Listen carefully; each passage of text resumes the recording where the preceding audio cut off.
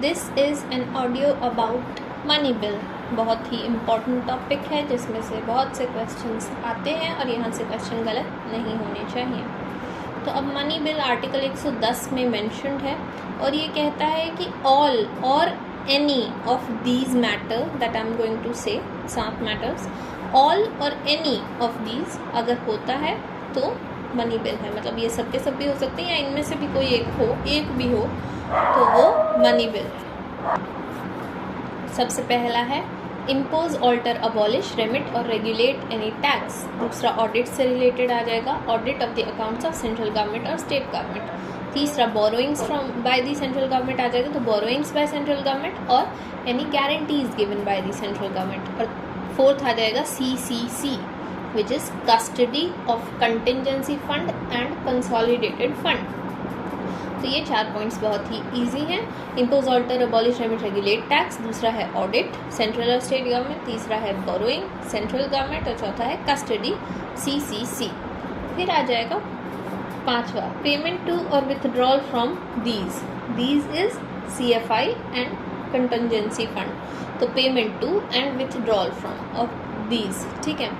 फिर CFI के बारे में ही 2 और बातें।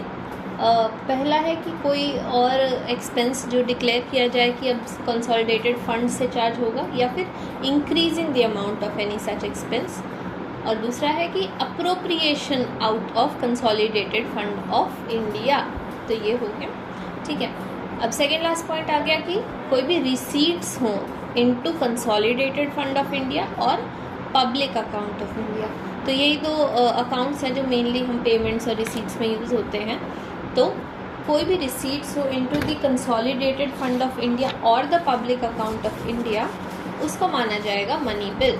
और लास्टली कोई भी और ऐसा मैटर हो which is incidental to this, उसको मनी बिल माना जाएगा। अब एक ख़ास बात है कि हम 3 और पॉइंट्स बताएंगे, ठीक है। वो है फाइन्स एंड पेनल्टीज, दूसरा फीस और तीसरा है टैक्सिंग बाय लोकल अथॉरिटी। तो ये 3 पॉइंट्स, फाइन, पेनल्टीज, फीस या फिर टैक्सिंग बाय लोकल अथॉरिटी, अगर सिर्फ ये 3 पॉइंट्स आ जाते हैं तो उसको मनी बिल नहीं कंसिडर किया जाएगा। लेकिन अगर ये 3 पॉइंट्स आ जाते हैं in addition to article 110 matters तो उसको मनी बिल माना जाएगा।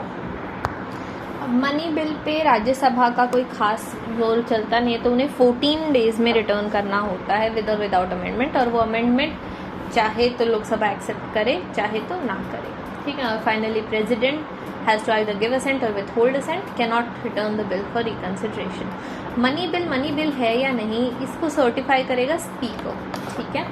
और उसका जो डिसीजन होगा वो ही फाइनल होगा and it can not be questioned in any court of law और इन आइदर हाउस और इवन बाय द प्रेसिडेंट। तो उसी का डिसीजन फाइनल डिसीजन होगा। कुछ एक चीज़ें हैं जो कि कोर्ट्स में डिस्कस नहीं की जा सकती हैं, जैसे प्रेसिडेंट का decision to disqualify a member, तो ये भी उनमें से एक है, ठीक है। और ये बिल जो है मनी बिल सिर्फ और सिर्फ लोकसभा में इंट्रोड्यूस किया जा सकता है and only by a minister. ज़रूरी चीज़ है इसलिए सिर्फ मिनिस्टर।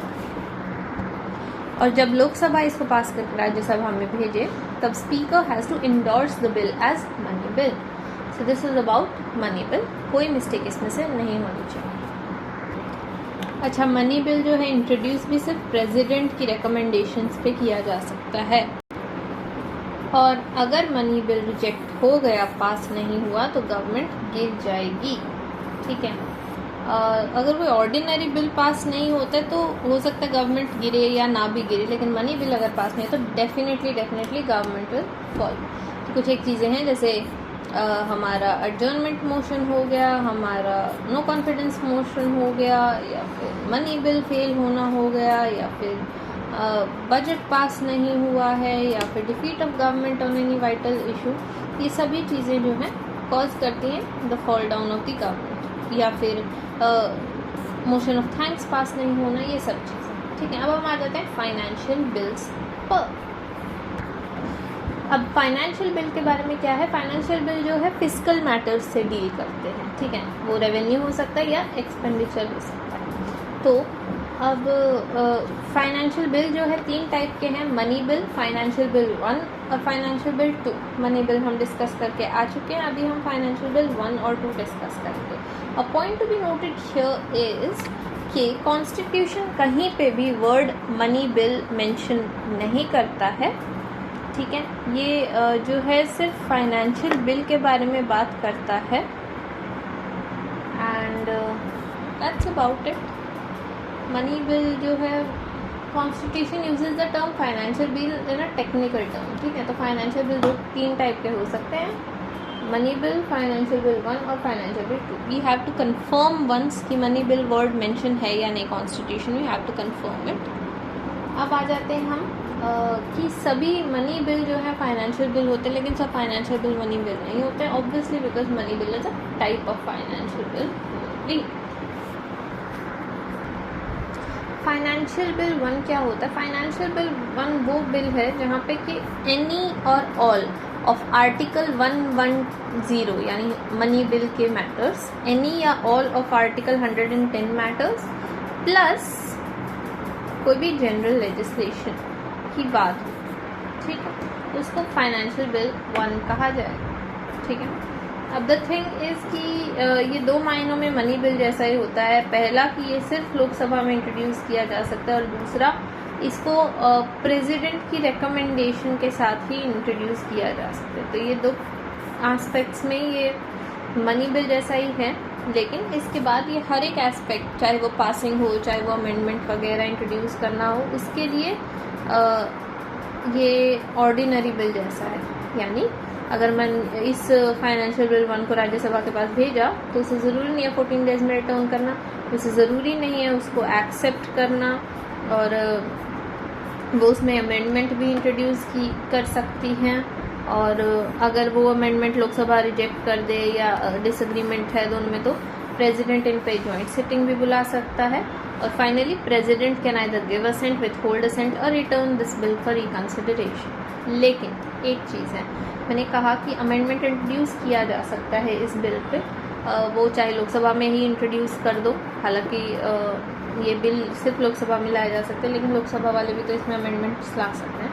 वो अमेंडमेंट चाहे लोकसभा में करनी हो, चाहे राज्यसभा में करनी हो, अगर वो अमेंडमेंट हैं for the purpose other than reduction और एबोलिशन ऑफ टैक्स, तो चाहे किसी भी हाउस में लाई जा रही हो, प्रेसिडेंट का रिकमेंडेशन होना ज़रूरी है।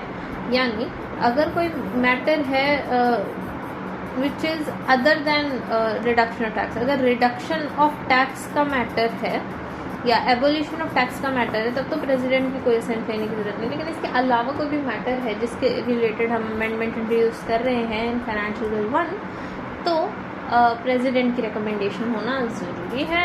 जॉइंट सिटिंग लाई जा सकती है, मैंने बता दिया, ठीक है। फिर आ जाते हैं हम फाइनेंशियल बिल 2 पर। अब फाइनेंशियल बिल 2 क्या है? ये आर्टिकल 117 क्लॉज 3 में ही मेंशन्ड है। ये है कोई भी expenditure from the consolidated fund of India but does not include any matter in included in article 110। क्या है? मनी बिल होता है कोई भी मैटर जो 110 के आर्टिकल से रिलेट करता हो। फाइनेंशियल बिल 1 होता है कोई भी मैटर जो कि 110 से रिलेट करता हो plus any matter of general legislation. और फाइनली फाइनेंशियल बिल 2 है जो कि रिलेट करता है any expenditure from the consolidated fund of India and it does not include any matter of article 110। ठीक है, बाकी बात ये है कि फाइनेंशियल बिल 2 में सभी ऑर्डिनरी बिल के रिलेटेड प्रोसीजर्स ही लगते हैं, यानी प्रेसिडेंट का कंसेंट नहीं चाहिए for the introduction of the bill, लेकिन कंसिडरेशन ऑफ द बिल के लिए, इस बिल के लिए प्रेसिडेंट का रिकमेंडेशन इज रिक्वायर्ड। यानी ये पास नहीं किए जा सकते हैं जब तक कि प्रेसिडेंट ने ऑथोराइज ना कर दिया हो consideration of this bill bye either house.